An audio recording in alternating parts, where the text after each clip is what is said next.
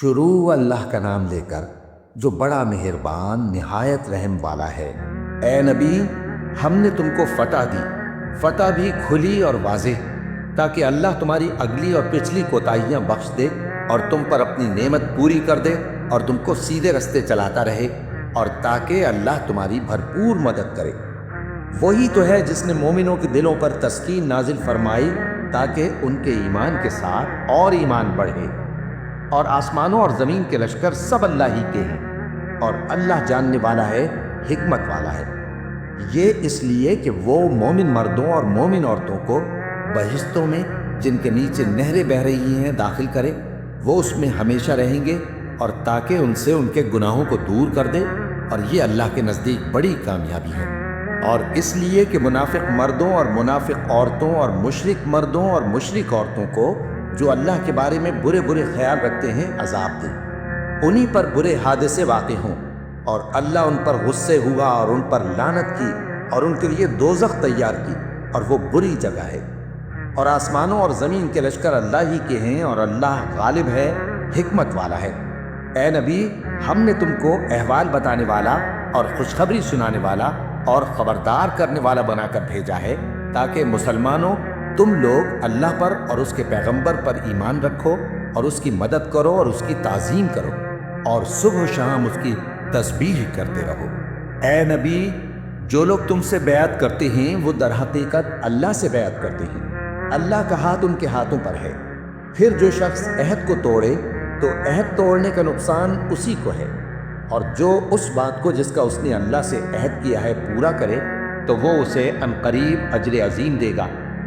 اے نبی، جو گنوار پیچھے رہ گئے وہ تم سے کہیں گے کہ ہم کو ہمارے مال اور اہل و عیال نے روک رکھا تھا، سو آپ ہمارے لیے اللہ سے بخشش مانگیں۔ یہ لوگ اپنی زبان سے وہ بات کہتے ہیں جو ان کے دل میں نہیں ہے۔ کہہ دو کہ اگر اللہ تم لوگوں کو نقصان پہنچانا چاہے یا تمہیں فائدہ پہنچانے کا ارادہ فرمائے تو کون ہے جو اس کے سامنے تمہارے لیے کسی بات کا کچھ اختیار رکھے؟ کوئی نہیں، بلکہ جو کچھ تم کرتے ہو اللہ اس سے واقف ہے۔ بات یہ ہے کہ تم لوگ یہ سمجھ بیٹھے تھے کہ پیغمبر اور مومن اپنے اہل و عیال میں کبھی لوٹ کر آنے ہی کے نہیں، اور یہی بات تمہارے دلوں کو اچھی معلوم ہوئی، اور اسی وجہ سے تم نے برے برے خیال کیے، اور آخر کار تم ہلاکت میں پڑ گئے۔ اور جو شخص اللہ پر اور اس کے پیغمبر پر ایمان نہ لائے تو ہم نے ایسے کافروں کے لیے آگ تیار کر رکھی ہے، اور آسمانوں اور زمین کی حکومت اللہ ہی کی ہے، وہ جسے چاہے بخشے اور جسے چاہے سزا دے، اور اللہ بخشنے والا ہے، مہربان ہے۔ جب تم لوگ مال غنیمت لینے چلو گے تو جو لوگ پیچھے رہ گئے تھے وہ کہیں گے ہمیں بھی اجازت دیجیے کہ آپ کے ساتھ چلیں۔ یہ چاہتے ہیں کہ اللہ کے قول کو بدل دیں۔ کہہ دو کہ تم ہرگز ہمارے ساتھ نہیں چل سکتے، اسی طرح اللہ نے پہلے سے فرما دیا ہے۔ پھر کہیں گے نہیں، تم تو ہم سے حسد کرتے ہو۔ بات یہ ہے کہ یہ لوگ سمجھتے ہی نہیں مگر بہت کم۔ اے نبی، جو گنوار پیچھے رہ گئے تھے ان سے کہہ دو کہ تم جلد ایک سخت جنگجو قوم کے ساتھ جنگ کے لیے بلائے جاؤ گے، ان سے تم یا تو جنگ کرتے رہو گے یا وہ ہار مان لیں گے۔ اگر تم حکم مانو گے تو اللہ تم کو اچھا بدلہ دے گا، اور اگر منہ پھیر لو گے جیسے پہلی دفعہ پھیرا تھا تو وہ تم کو بڑی تکلیف کی سزا دے گا۔ نہ تو اندھے پر سختی ہے سفر جنگ سے پیچھے رہ جانے میں، اور نہ لنگڑے پر اور نہ بیمار پر سختی ہے۔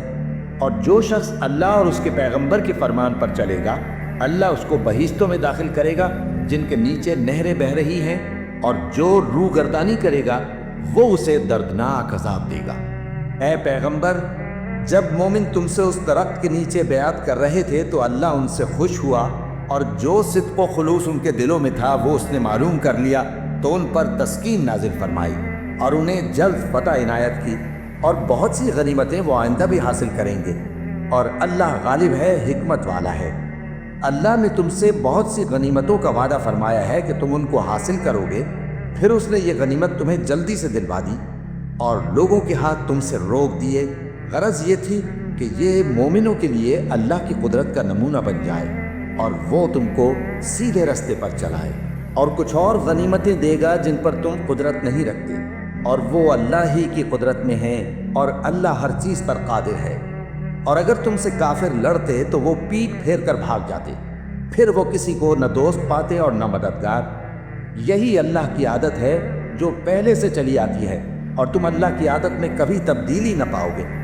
اور وہی تو ہے جس نے تم کو ان کافروں پر فتح یاب کرنے کے بعد سرحد مکہ میں ان کے ہاتھ تم سے اور تمہارے ہاتھ ان سے روک دیے، اور جو کچھ تم کرتے ہو اللہ اس کو دیکھ رہا ہے۔ یہ وہی لوگ ہیں جنہوں نے کفر کیا اور تم کو مسجد حرام سے روک دیا، اور قربانیوں کو بھی کہ اپنی جگہ پہنچنے سے رکی رہیں۔ اور اگر ایسے مسلمان مرد اور مسلمان عورتیں نہ ہوتیں جن کو تم جانتے نہ تھے کہ اگر تم ان کو پامال کر دیتے تو تم کو ان کی طرف سے بے خبری میں نقصان پہنچ جاتا، تو بھی تمہارے ہاتھ فتح رہتی، مگر تاخیر اس لیے ہوئی کہ اللہ اپنی رحمت میں جس کو چاہے داخل کر لے۔ اور اگر دونوں فریق الگ الگ ہو جاتے تو جو ان میں کافر تھے ان کو ہم دکھ دینے والا عذاب دیتے۔ جب کافروں نے اپنے دلوں میں ضد کی، اور ضد بھی جاہلیت کی، تو اللہ نے اپنے پیغمبر اور مومنوں پر اپنی طرف سے تسکین نازل فرمائی اور ان کو پرہیزگاری کی بات پر قائم رکھا، اور وہ اسی کے مستحق اور اہل تھے، اور اللہ ہر چیز سے خبردار ہے۔ بے شک اللہ نے اپنے پیغمبر کو سچا اور صحیح خواب دکھایا تھا کہ تم انشاءاللہ مسجد حرام میں اپنے سر منڈوا کر یا اپنے بال ترشوا کر امن و امان سے داخل ہوگے، اور کسی طرح کا خوف نہ کرو گے۔ جو بات تم نہیں جانتے تھے اللہ کو معلوم تھی، سو اس نے اس سے پہلے ہی جلد ایک فتح عطا فرمائی۔ وہی تو ہے جس نے اپنے پیغمبر کو ہدایت کی کتاب اور دین حق دے کر بھیجا تاکہ اس کو تمام دینوں پر غالب کرے، اور حق ثابت کرنے کے لیے اللہ ہی کافی ہے۔ محمد صلی اللہ علیہ وآلہ وسلم اللہ کے پیغمبر ہیں، اور جو لوگ ان کے ساتھ ہیں وہ کافروں کے مقابلے میں تو سخت ہیں اور آپس میں رحم دل۔